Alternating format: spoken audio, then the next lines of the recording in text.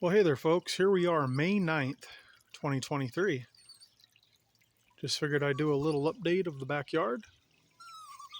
There's the cherry tree. There's the apple tree.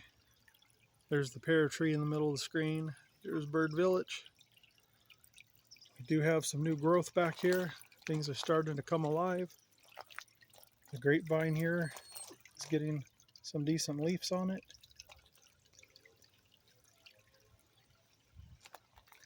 This here's a butterfly bush I planted, along with some strawberries and some other stuff in there. So that should be pretty nice right there.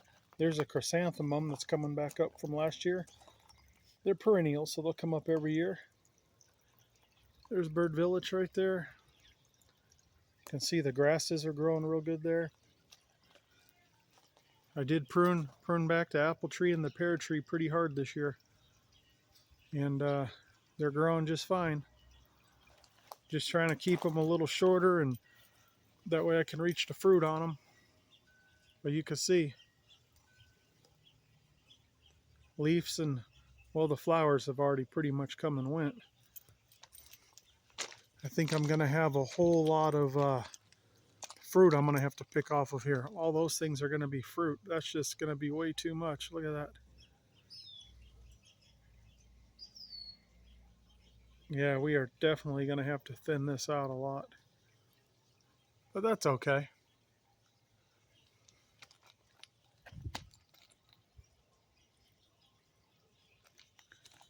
One of my tortoises are under that bush right there. And the other one, I believe, is probably behind the shed. She likes to go behind the shed. They're not using the tortoise, above ground tortoise burrow that I built for them. Anyways, the grass is starting to green up. I did go ahead and use a hose end sprayer, and I mixed the Alaska fish fertilizer. It comes in a gallon container. It's really good stuff. It's stinky, but I mixed that, about half that, half water in a hose end container, and it's really greened up the grass here. Still got some spots on it that need to catch up. I think I might have a mole or a vole under the grass, because every once in a while it'll pop up somewhere. It hasn't popped up in the grass yet that I found, but it will pop up in the rocks here and there. Yeah, the above ground tortoise burrows back there in the corner. They're just not really using that yet. There's the peach tree right there. I think this is its third year, maybe second year. I think it's its third year, yeah. It's definitely getting some height this year. It's probably about, I don't know, maybe 6.5 or 7 feet tall right there. It's definitely doing well. I don't think we'll get any fruit this year, but the flowers were nice when they bloomed. Beautiful dark pink flowers. These pots are coming back from last year. I'll have to wait. I think they're cosmos or zinnias or something in that pot. This pot here just has a couple bulbs. I'll probably pull those out and put something else in there. Oh, look at the little bird. I just saw that. Check that out. The little bird resting. It's a pretty little bird right on the fence right there. And I don't want to disturb it too much.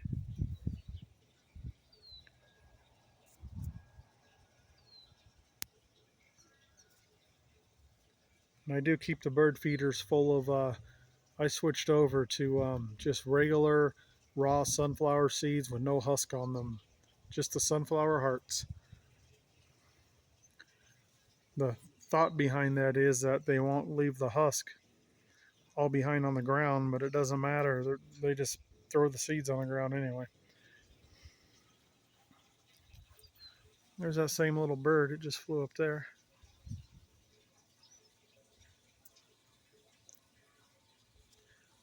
Cute little thing, isn't it?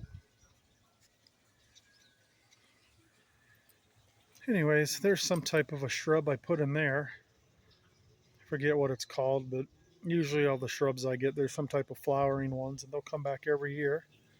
I did plant this today. I was at my local Lowe's, and I was looking at trees. I always do. And I was thinking about putting a mulberry. What I'd like to do is put a mulberry tree right here where this purple world locust broke off. But There's no way I'm going to dig that up. That's just, I think, going to be too hard to get out of there. And it keeps trying to grow. It'll never be a tree again, just a little bush. But I figured I'd just leave that. They had this little guy here. It was only like 25 bucks. And I figured, well, a fruit tree's not going to hurt anything. So it's a plum, Santa Rosa plum. And I was thinking, my wife likes plums. I like plums. My son likes plums. So why not put a plum tree there? So hopefully that'll thrive there. And the larger trees, they're like 4 times, 5 times that tall, and they're just so thin. I figured if I start it with a small tree, like I did when I planted that um, peach tree, the wind shouldn't blow it over. It should actually get strong in the ground. So we'll see how this does here. Of course, it says it gets 20 to 30 feet wide and tall, but I'll go ahead and prune it and keep it small. These here are different varieties of sunflowers and some daisies in there. I think maybe some Shasta daisies towards the front here. And then the back, I've got 3 or 4 different varieties of sunflowers, and they're all going to stay between 2 and 4 feet tall. So they'll be pretty small, and they're all different colors. So it should look nice, and the birds will come over and eat it. There's that little bird up there again. I hope it's okay. Pretty sure that's a male because of its colors. And here's a grass plant here. This here's some type of lavender. That's coming back from last year there. And then in here we got a few shrubs I planted in there, and you can see they're getting leaves on them. They're growing nice. And I also have bulbs and some more sunflowers in there and whatnot. And then over here behind my shed, I planted these last year, and they're coming back pretty good. These are just dandelions. And pretty much every morning when yellow flowers pop up, I take them off and give them to my tortoises, and they really enjoy them. But there's that little bed right there. It should fill in pretty good this year. Here's English ivy. This is on like its 4th year. It's definitely a slow grower, at least here it is. You can see the new growth right there at the edge. I think my wife will like this once it starts climbing up the shed a little bit. We'll definitely have to keep an eye on it though, not let it get too out of control. I forget what this is called, but it comes back every year. It's a perennial, and it fills that half wine barrel bucket up pretty nice there.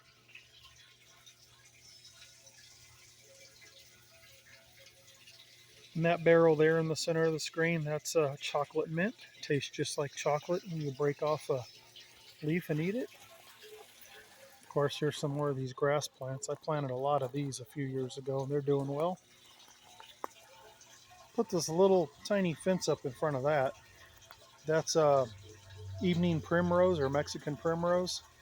If the tortoises see that, they'll eat it to the ground. Thank goodness they haven't found this one yet. This is the same thing.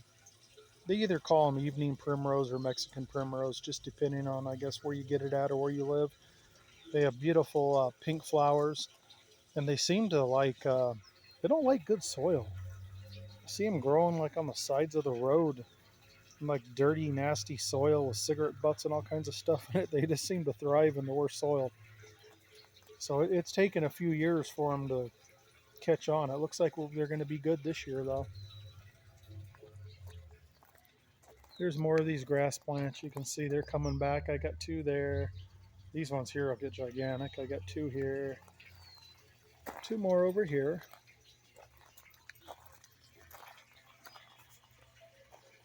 And here's one of these plants my wife really likes.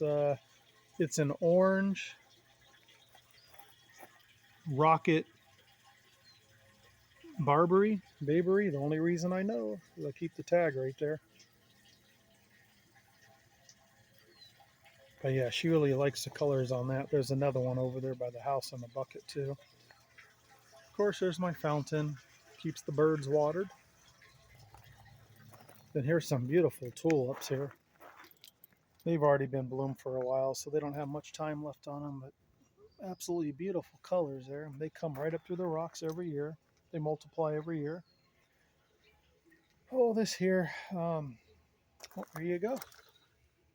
If I don't keep the tags there, I don't know what they are. Rhododendron. And it should get some beautiful pink flowers, and I got some strawberries in there as well.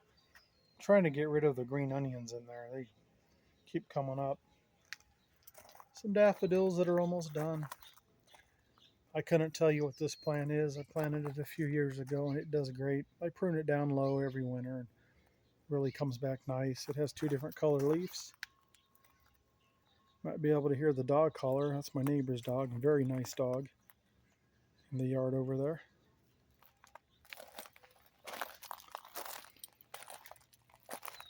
This here is some type of a lavender. It comes back every year. Here's some more of these beautiful tulips. And I actually forgot these were here. And I put this rock here, this river rock.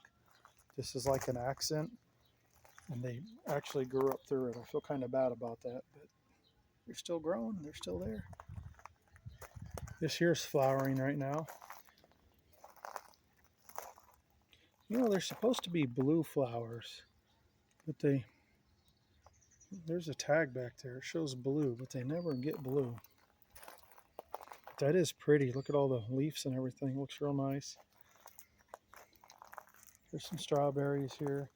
I'm waiting for my last praying mantis egg sac to hatch. This is a native one here. I haven't seen it hatch yet. I'm waiting. There's some periwinkle. This bucket here, it's looking real nice. Real pretty colors on that plant. I've learned I plant all perennials now, so they come back every year. I just planted this one today as well. It was on clearance. Got Lowe's half off, so I grabbed it. What is it, you may ask? I don't have a clue. I just look at the tags and I read it and make sure it's going to live. Northern Highlights Azalea. Sure does look pretty, doesn't it? Hopefully it'll live there. It says it gets 4 feet tall and 3 feet wide, so that should be fine here. And of course it's good for minus 30 to 40 degrees, which we don't get anywhere that cold. So it'll get bigger than this area here, but that's fine. I'll just prune it back every winter. These here will get some nice pink purple flowers on them. I tossed the tags on these. I couldn't tell you what they are, but I know on the tag they looked real pretty. Perennials as well. Got another matching one over here.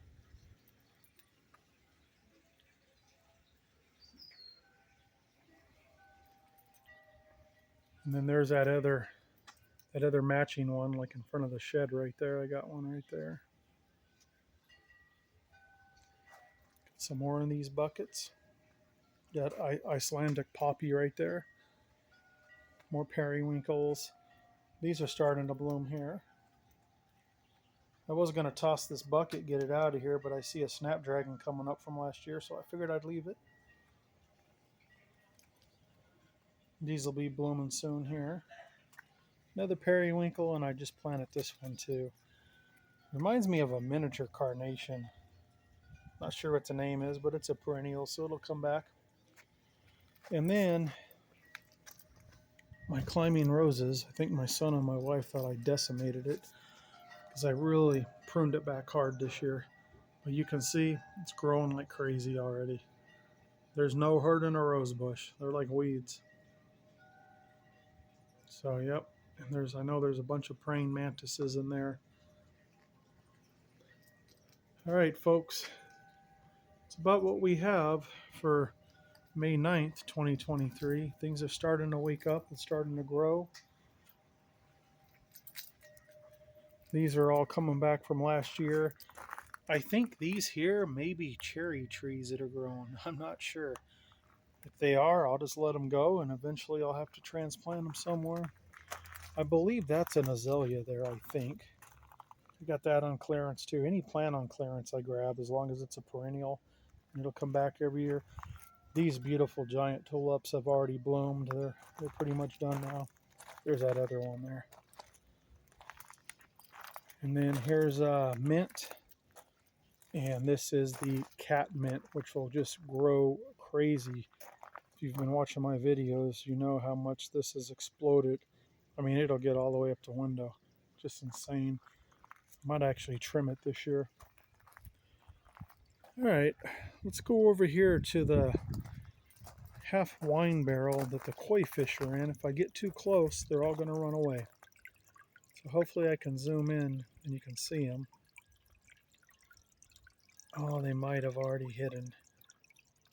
Boy, they see me coming and they go deep down. Oh, there's some. Oh, there they are over there. Let's see if I can zoom in. You can see one there. Yeah, there's 17 of them in there though. I didn't put them in there. They are either eggs on the plants last year when I brought the plants home, or maybe a bird had eggs on its feet. I don't know. There's some. But I got all black ones, all orange ones, a couple lemon colored ones, and a couple that are black and orange, and a couple a little white in them. So I don't think they're like fancy koi by any means. I just think they're like some type of just, I don't know, just average koi fish. But yeah, they're in there. I haven't lost one of them. All 17 of them in there, and they're still going in case anyone was wondering about that. Because I definitely didn't plan for putting fish in a little half wine barrel bucket. I told my son I think he should thin them out and rehome some of them. Anyways, folks, that's what we got for the Northern Nevada high desert for the beginning of May. All right, we'll catch you next time. You all be good.